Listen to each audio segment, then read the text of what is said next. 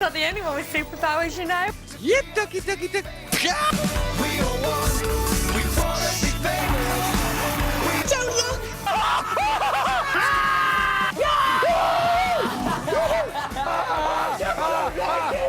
What's all that about? We all want, we wanna be famous. We all want to be like James Dean. Wow. Fern Cotton was in that. Wow. Here's to 25 more years. I can't even count to 25. 1, 2, 3, 4, 5, 6, 7, Here's 6. Here's Blast Lab. 7, 6. Blast Lab. 7.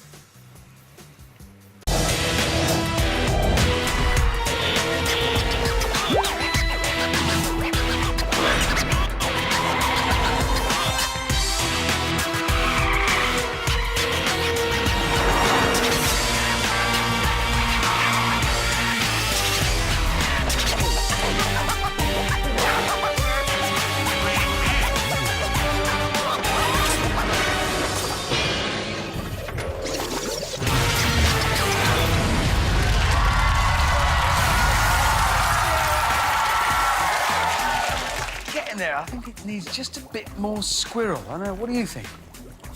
Yeah, it's good, isn't it? But it's not quite right. It is. OK, that's probably not a good sign. Oh, well, that's going to be inconvenient, isn't it? Hello, I'm Richard Hammond, and this is my Blast Lab.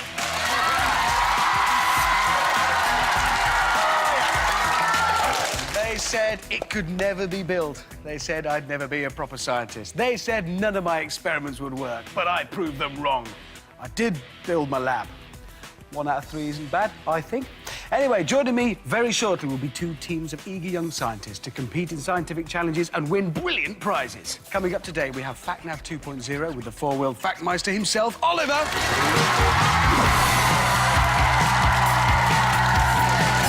In Mini Science, our 2 teams discover the power of paper in Mini Miss's latest caper.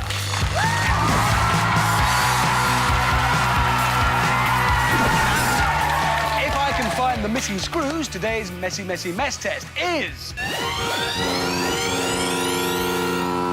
Yeah, for those of you not actually fluent in Opal Cadetish, it is the Bridge of Destiny. The Bridge of Destiny. If you have a world-class, top-secret lab, you also need world-class security. That's why I've employed the best there is, the winner of the Ultimate Fighting Championship. In 1938, it is my Ninja Nap. Let's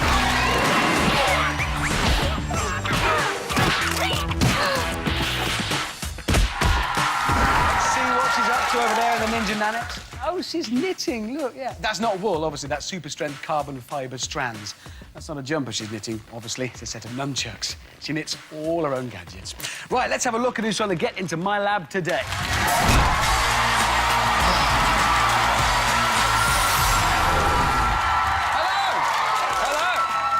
You 3 say you're the red team, yeah? Well, you have to prove it to get into the Blast Lab. Identify yourselves by name, please. I'm Chloe. I'm Harry. I'm Hannah. Chloe, Harry and Hannah. Yeah, that's what I've got written down here. Under talent, it's kind of got all of your names. What are you going to do? We're going to do a tap dance. That's what it says here. Well, I suppose, is it safe? Yes. Go on, then. Right, OK. Obviously, the carpet didn't help, but yeah, that'll do. Fair enough. That was tap dancing. Come on in.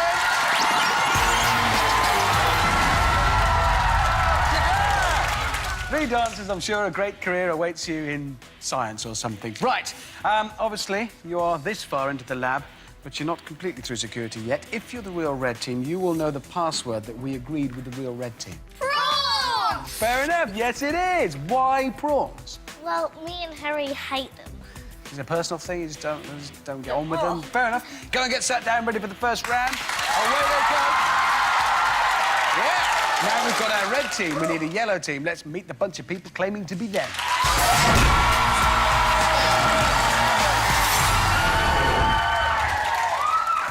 Hello, so you're the yellow team. Well, you could be anybody, we have to check that out. Identify yourselves by name. Sarah. Oh. James. Gabby. Sarah, James, Gabby. Yeah, that's what I've got written down here. OK, talents. Who's doing what? I can bat and twirl. Yeah, that's what it says, your name and baton twirling. OK, well, could you have a baton? Yeah. OK, then, twirl it.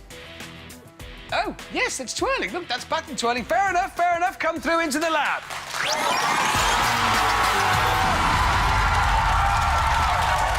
Hello. Oh, don't look so pleased with yourselves. You're not all the way into the lab yet. Just one last security check. We agreed a security password with the real yellow team. Obviously, if you were they, you would know it. Clowns! That's what I've got written down here. Why clowns? Because Gabby and I are very scared of them. Well, like, they can be nasty if they gang up on you, I suppose. All right, go and get sat down. Yeah! So we have our teams. It's time for my next guest. When it comes to higher learning, he's your man. When it comes to higher fuel consumption, he's also your man. It is my Opel cadet, Oliver.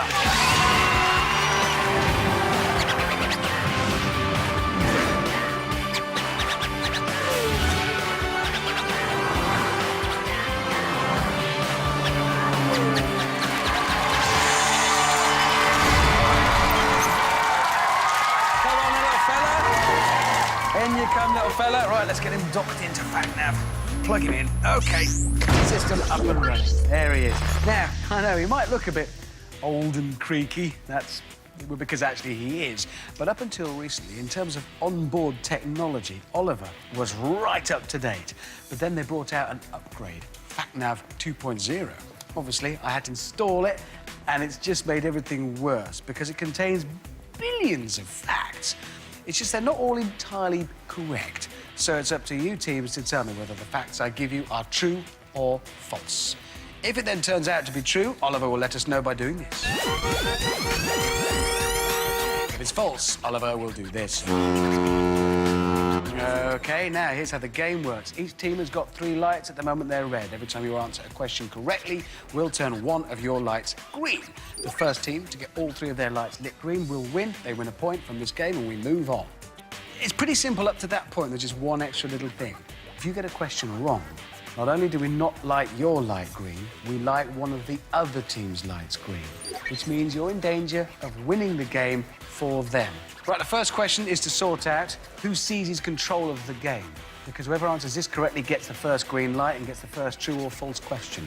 And I want the answer nearest to the real answer. OK, here it is. In the UK in 2002, how many accidents were reported that involved a beach ball? Get an answer written down on the boards in front of you. Not going to give you all day to think about it, but a bit of time to think. 5, 4, 3, 2, OK. 1. Time's up. Time is up. So have you both got an answer written down, both teams? Yellows, let's see what you've got first. 10. 10 accidents with a beach ball in 2002. Reds, 15. Ooh. Well, the real answer is 164, which means the Reds are closest. They take the green light. Well done, Reds. Sorry, Yellows. 164. Right, that means Reds can get the first true or false question, and here it comes. The scientific name for the funny bone is the humerus. The scientific name for the funny bone is the humerus. Is that, do you think, Reds, true or false? We think it's true. You think it's true. Well, let's find out if it is or if it isn't. Oliver, is it true or false? It's false. That means, I'm sorry, the green light goes to the yellows. In actual fact, your funny bone isn't a bone at all. It's actually a nerve called the ulnar nerve. Right, yellows, here is your science fact. If we could shrink our solar system into the size of a 10-pence piece, compared to it, the Milky Way galaxy would be the size of America. What do you think? If we could shrink our solar system into the size of a 10-pence piece, the Milky Way galaxy would be the size of America. Is that true? Is that false? False. You think it's false? Oliver, is it true or false? It is true. I'm sorry. That means the green light goes over to the Reds. Yellows, bad luck. Gabby, that's what happened when you won your point. They answered it wrong and you got it. You were happy. They're happy about theirs.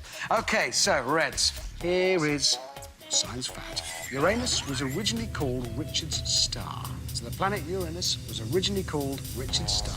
Is that true or false? Feeling the pressure, are we, team? Get this one right and you win this game. That's quite a nice start. Get it wrong, all of a sudden the yellows are in with a shout of doing the same. So, is it true or false? False. You think it's false? That's your final answer. OK. Oliver, you need to put us straight. Is that true or false? It is, in fact, false. That's what you said. That means the third green light is lit. The Reds win.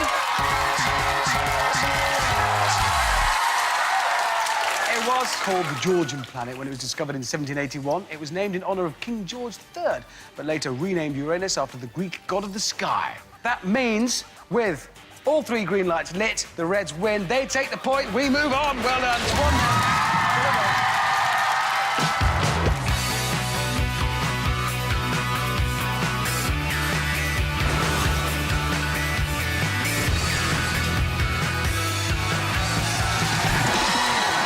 You know those days when everything just goes wrong?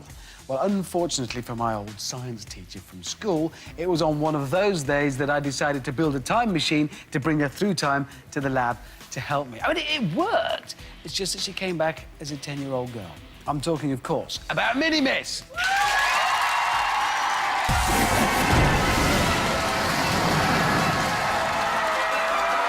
Hello, Miss. Hello. Wait till your mother hears about this, Richard. By the way, have you been giving her those letters I've been writing? Oh, yes, miss, yes, all of them, yes. Anyway, on with the game, I think. What are we doing? Today, our teams are going to be investigating the strength of paper by playing a game I like to call... Paper round with unspeakable peril. Wow, I used to have a paper round, miss.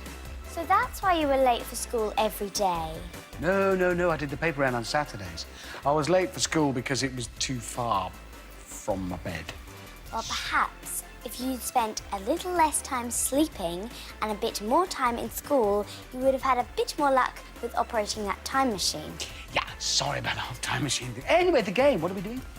Right. The teams are going to have to hang these office objects from this newspaper, but it is no ordinary newspaper because it has been folded to make it stronger. And let me guess, the team that causes the newspaper to break loses. That's correct, Richard. Yeah. You're really coming along this term. Oh, yes, I'm trying, miss. Don't push it, Richard. Nobody likes a teacher's pet. OK, miss. Right, teams, I think there's a little bit of planning and preparation to be done here to get ready. So I'm going to give you a little bit of time with Mini-Miss just to talk it through and to talk tactics and to make sure you're absolutely clear on the rules. We're talking about paper here. That's all we're using. And let me show you the difference. If I try and tear it, it's easy because I'm applying all the force in one little tiny area. But if I use it differently, if I apply the force like that, I'm actually spreading the forces over a much larger area, and it's much stronger. In this case, what we've done is fold the newspaper as well, so if I apply those same forces, they're spread over an even greater area, which means paper can be a lot stronger than you think. It's just how you use it. Although, obviously, at some point, it may not be strong enough to hold up our office items. We shall find out. Right, you've had enough time, I think, teams. Right now, Reds, you're in the lead with 1-0, so you get to decide. Do you want to go first or second? First. You want to go first? Come on, then. Step up. OK, are you ready? Have you decided which object to use? We're going to go for the sellotape. OK, you pick it up, then. Pick it up. Sellotape going up. Ooh, that's quite a weight. That's a lot of sellotape. 450 grams to be exact, but the paper makes it look easy. Right, Reds, come away. Yellows, it's your turn. Yellows, what are you going for? The fold. It's quite light at only 250 grams. The Yellows putting it on confidently and stepping back. Well done. No messing. James just on it went. And that brings the total to 700 grams. Now the Reds have gone with the computer mouse. Carefully going about the hanging process. It's on, well done. The mouse is the second lightest item at only 150 grams. The Yellows have picked, and this time they've gone with the calculator at only 150 grams. Oh, no messing. Gabby just puts that on and away she goes. Very bold. Reds, what are you going for? We're going to go for the stapler. Harry confidently approaching, but a bit of a struggle now to get it on. There you go, there you go. The total now 1,200 grams, and it's the Yellows up next. What are you going for? Pencil. Pencil. Yeah. Well, another great choice at 150 grams. Sarah, executing the hang very neatly. Well done, very quickly. Well done, yellows. Back you go, reds. I'm gonna go for the... Folder, away you go. Ooh, it might not look heavy, but it weighs 500 grams. This is a big one to put on at this point, Hannah. This is a brave call. Ooh, OK, well done. Yellows, hurry up, because I can't stand the tension. I don't know about the paper. What are you going for? Yeah, we'll have to go for the globe. That's a difficult move. They're putting the entire planet on there. Be careful.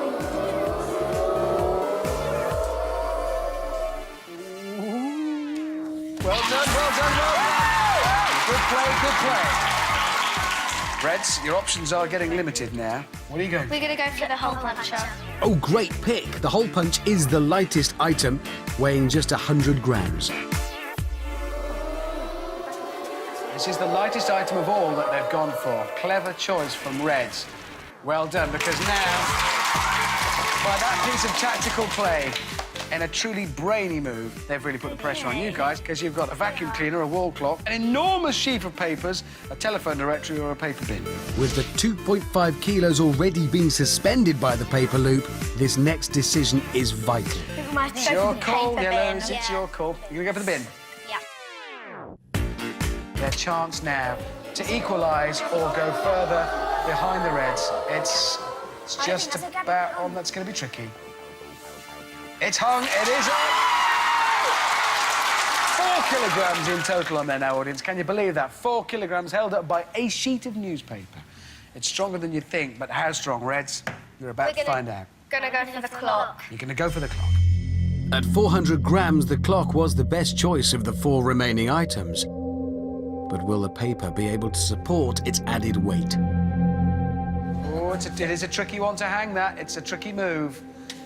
Many a player has fallen at this point, but not you. No. Well done, Harry. Well done. The pressure is really on for the yellows now, with just the vacuum cleaner, which weighs 3 kilograms, the paper, which weighs 2.75 kilograms, and the 900-gram directories left. Tough choice. What are you going for? We'll go for the vacuum. The vacuum. This is, as it turns out, yellows, the heaviest item of all. Oh, right. Oh no, the heaviest of the 3. Surely the paper can't hold this extra weight. OK, it's hung. Oh, Sarah now stepping back carefully. Ooh. Just let... Oh, it's gone! Yellows, I'm sorry.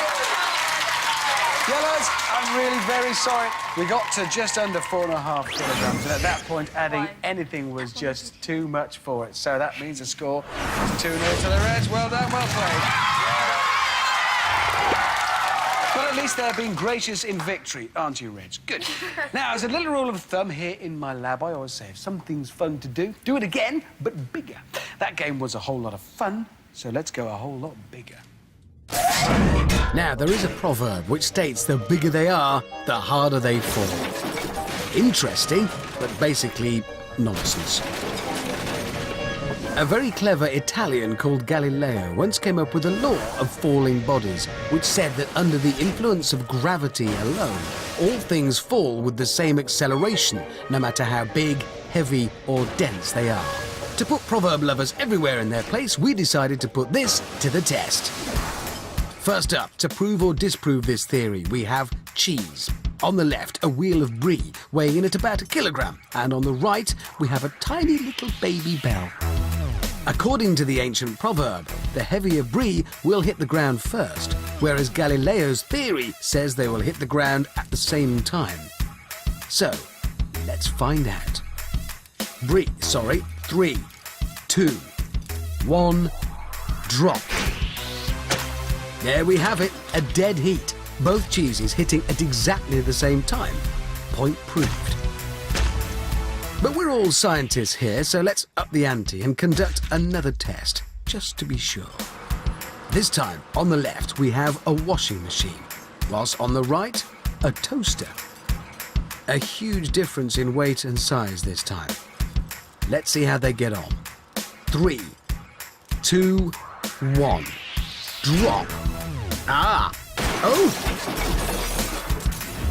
They started well, but you can clearly see the washing machine accelerating away from the toaster before hitting the ground first. I know what you're going to say. The washing machine hit the ground before the toaster, which disproves Galileo and backs up the ancient proverb. But what's actually happening is the objects are not under the influence of gravity alone. As our objects are accelerated to the ground by gravity, they're also being acted on by air resistance. This acts upwards and slows the acceleration of the falling objects. When this upwards push of air resistance equals the downwards pull of gravity, terminal velocity is reached. This means the objects stop accelerating and just continue to fall at this terminal velocity speed. And this speed is different for different objects. The lighter and more air resistance an object has, the slower its terminal velocity will be, so it will take longer to reach the ground. Therefore, here, the heavier washing machine has a faster terminal velocity and so hits the ground first. Yeah, right. With all that out of the way, can we get on with the final experiment? So, who are our last contenders in this gravity drag race? No less than a caravan versus a carrot can. Obviously, the caravan is far bigger and heavier, but the carrot can's lack of size might act in its favour. There'll be less air resistance as it falls. But what will be the result? Will they both fall at the same speed, or will one of them hit the ground before the other? OK, hold the experiment right there. I think there's another point up for grabs, which would be nice, would it not? So, I'm going to give the point to the team that can tell me most accurately what happens. Will they hit the ground at the same time, or will one hit the ground before the other, and if so, which one? And remember, there are two things we need to think about here, because there's gravity and there's that air resistance. So we've got the size of the objects and how heavy they are. The bigger an object is, the more it's going to be affected by air resistance as it falls. However, the heavier an object is, the longer it'll keep accelerating before it reaches its terminal velocity. So you need to think carefully about the trade-off between the two. Remember, the score right now is 2-0 to the Reds. Yellows, this can't give you the lead, but it'd be nice to win the point, wouldn't it? Reds, what do you think's going to happen? We think it's going to be a caravan. You think the caravan's going to hit the ground first? Yeah. That's what we think. OK, Yellows, what do you think? The carrot can. You think the carrot cans? Oh, good. I love it when we've got a difference of opinion. Caravan, carrot can. Only one way to find out. Let's get on with the experiment. So now we know about all the factors we have to consider, but in the end there's only one way to find out what will happen when these two objects are dropped. Yep, you guessed it, by dropping them. So, 3, 2, 1, drop. The caravan hits the ground first, clearly. The carrot can did what it could, but gravity is the clear winner, pulling the caravan to the ground, whilst the carrot can could only look on and dream of what might have been. That brings the scores to 3-0 to the Reds, so now it must be time for...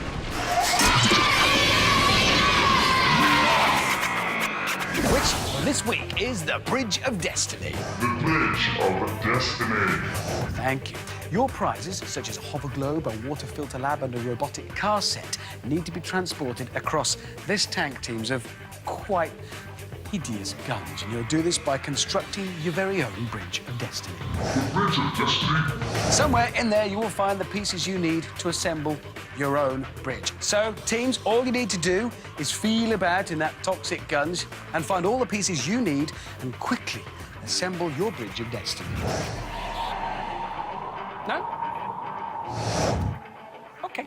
As soon as you think your bridge is structurally sound, pull the lever to release your car, towing your trailer of prize pods across. OK, everybody knows what they're going to do. Reds, you're in the lead right now. You get the 5-second head start. Yellows, you wait till the second siren and then you start and go as fast as you can. OK, the race to get your prize pods across the tank starts approximately sort of now. The Reds are off, headlong into the Blast Lab Hall of Fame, or possibly just obscurity. And before anything is made of that lead they worked so hard to achieve, the Yellows are off and hot on their tails. Ooh, sounds like Alan still hasn't been to the doctors about that cold. Oh, yeah, that can happen. He sneezed, got a cold. Alan, you're an embarrassment to Blast Lab. So, a grand total of no pieces for either team so far. Just biding their time before clicking into gear now, I'm sure. The Yellows are actually first to put a part of their bridge in place. The Reds' head start now a distant memory. Have they thrown their lead away? No, this is not a slow-motion replay. I repeat, this is not a slow-motion replay. Rather, the team seem to have taken on the very characteristics of the green goo they now inhabit. Very unfortunate. This doesn't seem to bother the crowd, though, who are loving the action here today. Well, I'm not sure whose side they are on, as they seem to be chanting Rello, Rello. Well, as long as they're enjoying the show. The Yellows now making good progress, the Reds just in a state of confusion, and Alan, well, Alan's really not well. No. The Yellows so close now, ready with their final pieces. The Reds, well, I'm sure they're enjoying the atmosphere. Yellows have pulled the lever, activating their prize wagon. Here it comes, and here it is. The Yellows taking it all in their stride. Very cool. That's a win for the Yellows. So, Yellows, let's find out what you've won. Are you ready, Ninja Nan? Aquasat. Practical joke set. Harmonic copter. A scooter. Bridge. Water filter lab. Yeah. And then, please. Hover globe. Oh, yeah. And a robotic car set. And finally, glow superstars. But you know, it's the most amazing coincidence because Yellows, you've won all of that. You're taking all of that home with you. Yeah! Reds, do you know what? You would have won the same. But instead of taking them home, what you're going to do is, well, blow them up in what can only be described as an exploding sanitation situation. It is time for B-Day Goes Bang!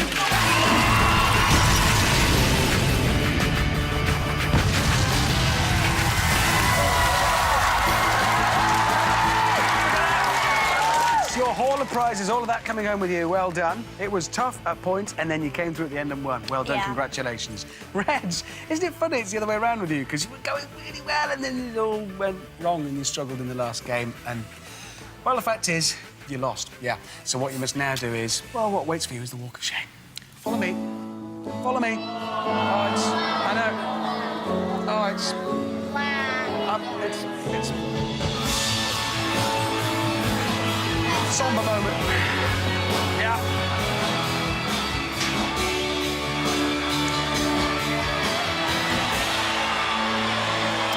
Reds, you were great players, you were great sports, and then it didn't go well for you at the end. I'm sorry. What we're going to do, though, as a reward, is you get to blow up all your prizes instead of take them home. So, lift the hand. Audience, if we're ready, we'll count them down. Here we go, Reds. 5, 4, 3, 2, 1.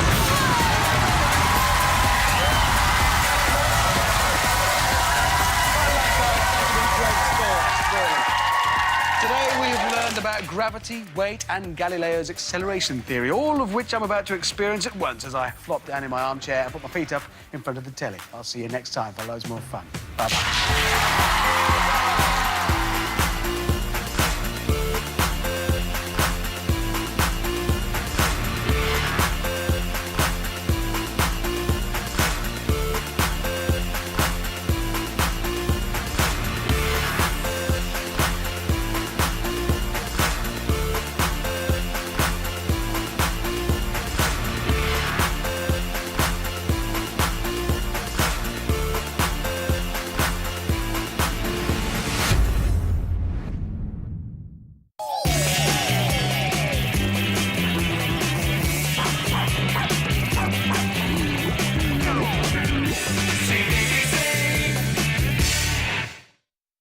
Hello, welcome back to the CBBC office. Welcome! Yeah, welcome indeed.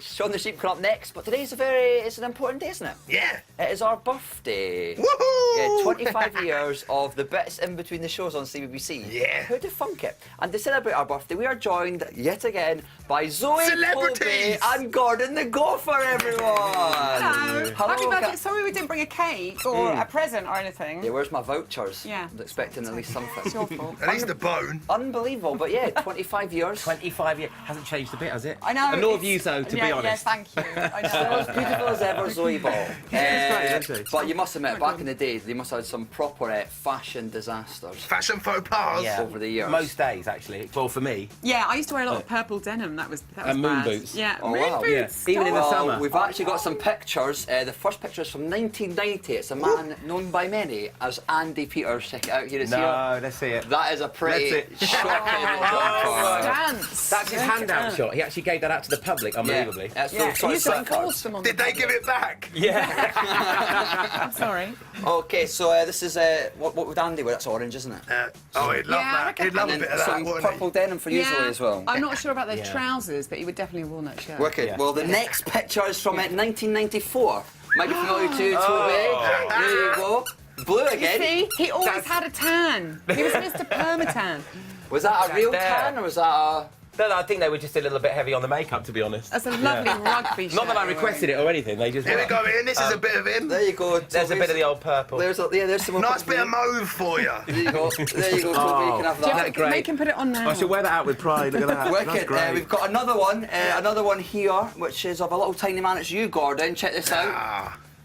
There's you with a Hawaiian shirt on. Dude. Oh, yeah, Ian. Little Aussie hat.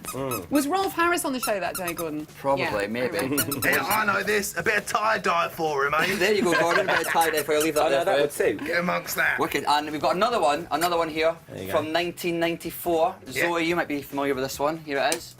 Zoe there, striking a pose. Nice. Who is that woman? That's That's so unbelievable. dodgy. Who persuaded me to tie my shirt around my waist? If that was you now, you'd be in Glee, wouldn't you, or something? I really You'd be in one of those shows, we need wouldn't some- you? I was We've got quite... jazz hands. No, I'm Got the sorry. tie-dye